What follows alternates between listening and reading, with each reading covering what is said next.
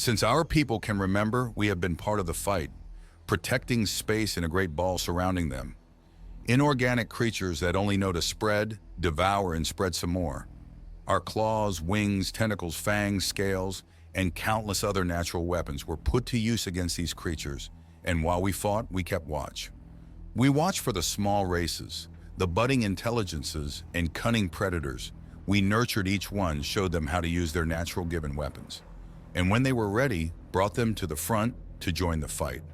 It was an endless vigil, our existence woven into the fabric of the cosmos itself, guardians of life's delicate flame amidst the void. In the cold recesses between stars, we stood watch, our senses attuned to the faint stirrings of growth and sentience on countless worlds.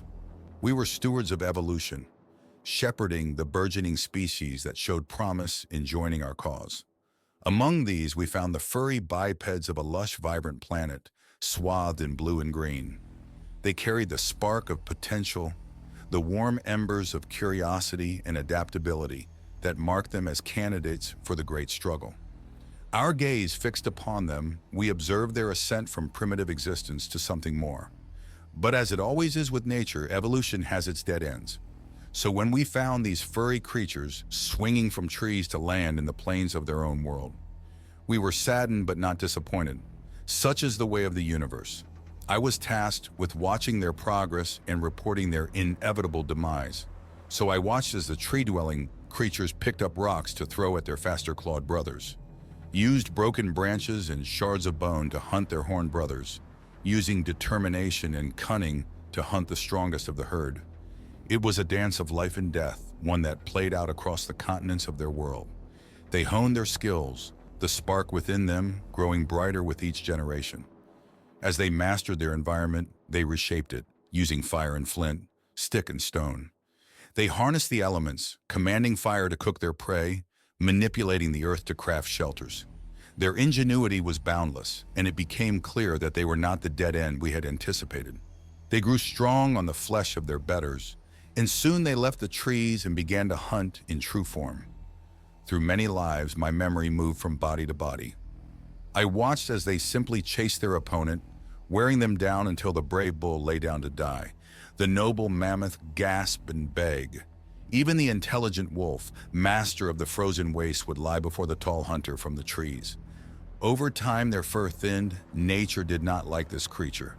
This thinning of fur did not deter them. It seemed to fuel their creativity further. They stripped the hides from their fallen prey and covered themselves, defying the cold that had once been their master. They learned to band together, forming tribes, then villages, then cities.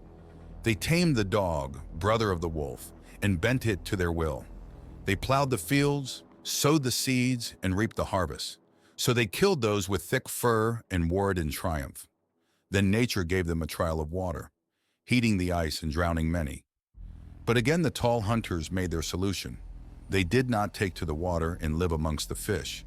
They cut down their former homes and tamed the water, letting the trees bear their weight. And so I watched as they settled. Huts became houses.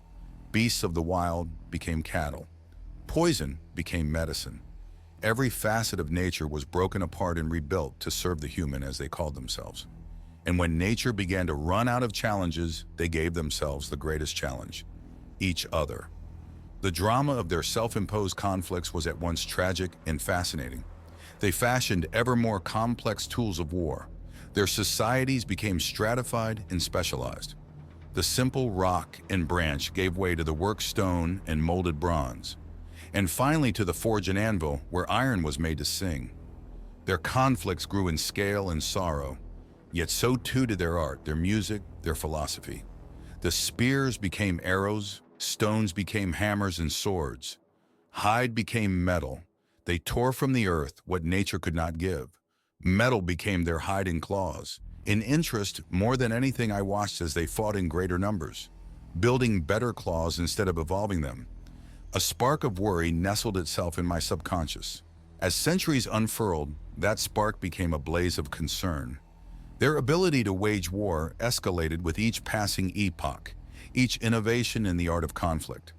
The blade gave way to the bullet, and the fort to the trench. The horse was rendered obsolete by the roar of the engine. and the message runner by the crackle of the radio wave. The sword turned into the gun. Houses and wooden walls became stone castles and cities. Cities spawned empires and empires evolved. The gun evolved as well. It surpassed the bow, and the sword could not match it. It brought death to whoever met it. Soon the gun could shoot faster, further, with more accuracy than the best evolved weapons we had. Spines and scales would do nothing against a gun big enough, and the humans built them bigger and better. The globe-spanning empires of humanity, fueled by industry and invention, seemed unstoppable. Their dominion over nature appeared complete, their mastery of the elements absolute. They harnessed the atom, splitting it to unleash energies that mirrored the stars themselves. The manifestation of their power was terrifying, and the impact of their will resonated through the universe. To counter this, they began protecting themselves. Stone became sand to better absorb the shock of the bullet. Battles in plains became long lines of soldiers, hoping to outgun their opponent. Empires pushed against each other, striving to become the alpha, and then it happened. The key weapon of the non-organics was rebuilt on this struggling world. As one empire in the north fell, another in the south was subject to this weapon. 2 cities fell, and the empire laid itself in mercy. The spark flared bright. I sent for another watcher. With 2, we watched. The wounds of war healed. Small conflicts broke out and were snuffed. The Alpha Empire ruled supreme. The soldiers had fabrics and materials that could stop the gun. Beasts of metal that had the power of armies roamed through battle, delivering order wherever they passed. The humans kept developing. The weapon was perfected. The power increased. And soon they launched themselves upon us, celebrating their success as they walked across my shell. The audacity of their ambition was matched only by the ingenuity of their achievements.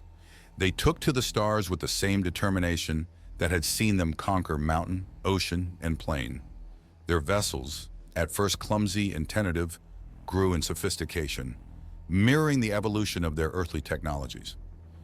They peered out into the cosmos with a mixture of wonder and hubris, reaching for the heavens as they had once reached for the fruits of the tallest trees. They soon returned and all went quiet for years. Their beasts became refined, sleek, and powerful like the beasts that roamed the plains. Humans built new armor for themselves, so they could match their metal slaves. A visit to their near planet, inhospitable to life, was accomplished, and then the unexpected happened. Life flourished. They blossomed out, and soon life was around my shell, a city on my surface. Then, unexpectedly, war began anew. Soldiers clad in metal fought. The red planet raged against the blue, and neither could win. I consulted my other, and we agreed to wait. See what happens. Will they finally die? They didn't. Metal reigned supreme. Soldiers who would have fallen before the tank now marched in order, unflinching before devastating shell after shell. I looked deeper and found out why. They had another layer of defense, invisible to my normal senses. I took action. Breaking my shell, I called out, and they stopped their millennia-long struggle to hear my message. I told them of the inorganic, of the bubble we fought to maintain, how the last 100 races that joined had barely managed to stem the rising tide. The push of the inorganic, they asked many questions and I gave many answers. With my guidance, a ship was made. My organics were fused with their metal and they went to see this eternal war. Finally, they had something great to strive for. They studied what we had and improved upon it. Then they joined the fight. Legions of metal soldiers held the line alongside scales and feathers. The humans proved themselves not only adaptable and resilient, but also fiercely compassionate. They fought not for conquest, but for the very survival of diverse life. They learned from us, from every race that had joined the fight, and they adapted the wisdom into their strategy, their technology, and their hearts. I share this with you all new, because I have a new message. The humans' Iron Legions have done the impossible. They pushed back.